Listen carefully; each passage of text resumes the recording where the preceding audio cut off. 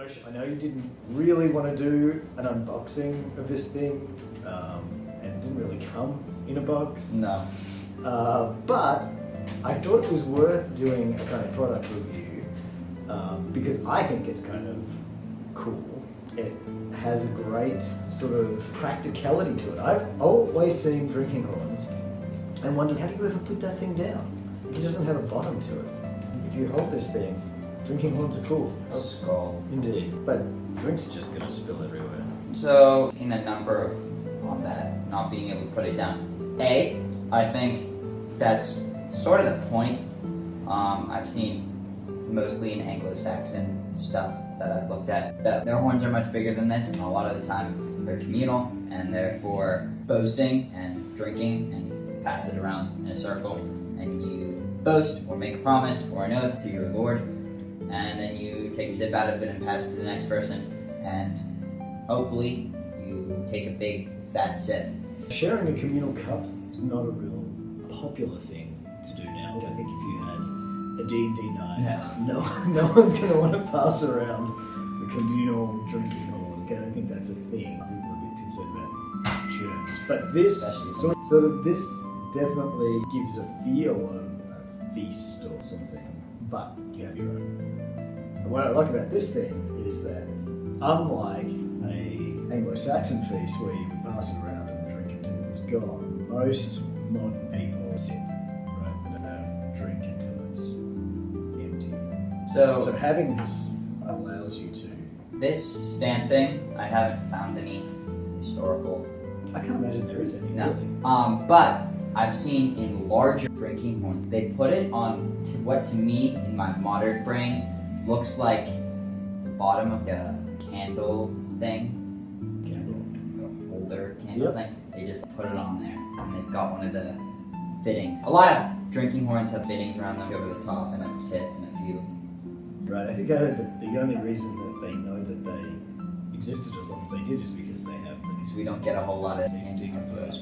So I've seen massive ones that's pretty much sit on this, what to me looks like a little candle thing, and I've seen people straight up just pick it up with the thing connected to it and just drink out of it. I've seen modern glass ones for sale in shops that sell that sort of stuff, and they got a wedge at the bottom so that it sits.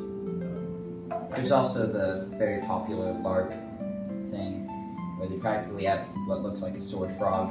People carry it on their belts all the time. You'll see them at Ren fairs. Disappointed, and unfortunately sometimes at reenactments. That's not great. Do they serve the beer in them at Ren fairs? I know that you can take your own goblet or whatever, but this doesn't seem like this would hold very much. No. Kind of scam. The beer is not cheap at Pittsburgh. Yeah, it's the same with the little tankards. People just dump them on and carry them around and sometimes get them full. I'm sure these are nice for stuff like reenactments and Ren fairs because it's always a beer tent. It always seems to be the most popular place to be. It's interesting that there's 3 here. I know that the horns come in 2s, right? Usually one on either side of the cow, and so it seems interesting that they chose 3. Yes. Not sure why they made that decision. Yes. I don't know. And these are real horn, I think. They certainly smell a little funny if you take a big whiff. They do seem very clean and they are polished, and so. I'm wondering whether somebody glazed it with something. But still, it has a bit of a horny smell. Like if I grabbed your cool Shofar. Your shofar. The shofar sticks. It's a ram's horn from Curly and Long, and it does sort of smell like that. Not nearly as strong. But I would still drink from this. Oh. This is root beer. Very historically accurate. I feel that not all the way to the top. I'm not really sure how much hold compared to an ordinary glass. It's reasonable if it was wine or It's hollowed out here. I wonder where that where it stops. Yeah. We should stick something in there or find out. Skull. Skull. You could comfortably just nurse this in your Especially, again, this is in the modern day we're sippers usually. This would be cool for a D&D or a movie night, just for an immersive experience, right? Making our life an adventure. Theme of living anachronism. Go subscribe, he's awesome. making it like. I definitely think it's cool And it's more practical than I thought. When I first saw this, it was not really practical, but just having it in my hands and sitting in seems pretty. I'm gonna try something out. But how full is that? That's what I was. That's not very full. How full I can get it. It's pretty full. It's pretty good. It's up to right about here, which is pretty full. It's a solid sip. Now the stand itself looks kind of wrought ironish. I'm assuming it's not because it's bolted here. It comes apart. My mother was concerned that it would scratch the table because there's nothing.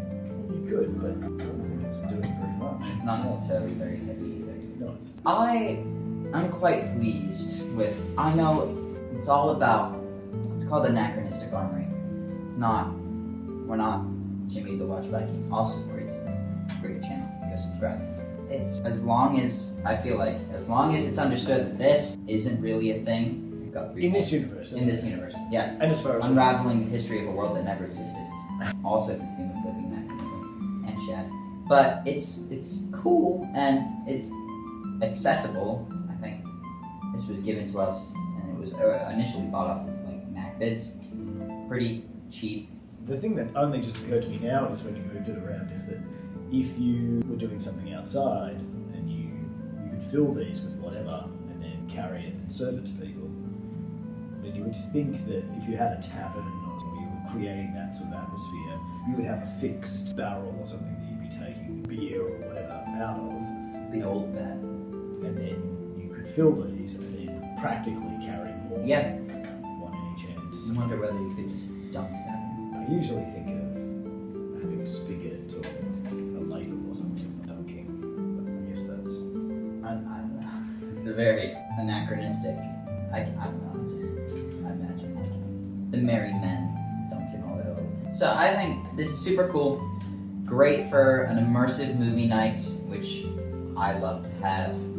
D&D board game, just game night. Unfortunately, because it came from MacBids and it was a gift, we don't really Not know really, how much no. it cost. Not sure how much it costs. Not sure who made it. I'm sure we can figure that out after quite a bit of digging. Yes. So I don't think horns of this size historically accurate for a drinking horn. Could be wrong. Drinking horns were pretty popular all over the place, but It doesn't take much effort to make them. That's the other thing is that you can make something out of pottery or any other sort of, but that takes effort. This comes off the cow pretty much ready to go.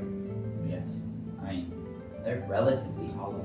There's fatty tissue or whatever in there, but this is just carotene. Yes, which were all banned by the Catholic Church, I believe, and initially the British Isles. They decided that horns, well, the use of horns, the use of fingernails, and the use of hair, just about anything was bad and pagan and not cool. Really? It's interesting. All 3 of those are made of keratin.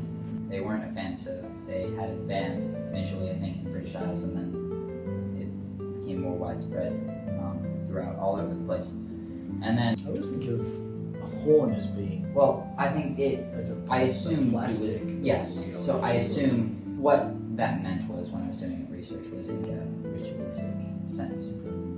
Spoons and things. Yes, lots of bowls, all kinds of stuff. I think drinking out of a horn is, I guess, banned. But I assume it couldn't have been too bad for everybody, or the church changed their mind because Olaf, insert last surname, the guy that the king that brought Christianity to Denmark. There's a story in one of the sagas about him being presented with a horn in front of a few pagan people, I think they were lords or something, and he has a bishop bless it first, pagan, and then he tries to pass it out and all the guys flip and leave. But I guess he thought it was okay, and I guess the bishop thought it was okay too, so maybe if you bless one of these, it's okay. Under the site of the Catholic Church. Interestingly, there's some sort of parallel between a communal drinking horn and a communal chalice for mass or communion, that everyone would drink out of one cup. In fact, that sort of saying that comes from scripture, you'll share in the one bread, you'll share